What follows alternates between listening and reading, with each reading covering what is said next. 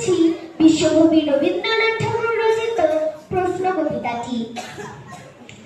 মা গো, আমায় ছুটি দিতে বল, সকাল থেকে পড়েছি যে মেলা, এখন আমি তো বসে পড়ব শুধু পড়া খেলা। তুমি বলছো দুপুর এখন সবে, না হয় যেন সত্যি হলো তাই। একদিনও কি দুপুর বেলা হলে বিকেল হতো মনে করতে নাই? আমি তো বেশ ভাবতে পারি মনে, সূর্য ডুবে গেছে মাঠের শেষে, বাগদি বুড়ি চুবড়ি ভরে নিয়ে শাক তুলেছে পুকুর ধারে এসে।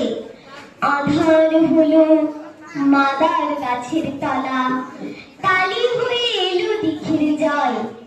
হাটের থেকে সবাই এলো ফিরে, মাঠের থেকে এলো চাষির দল।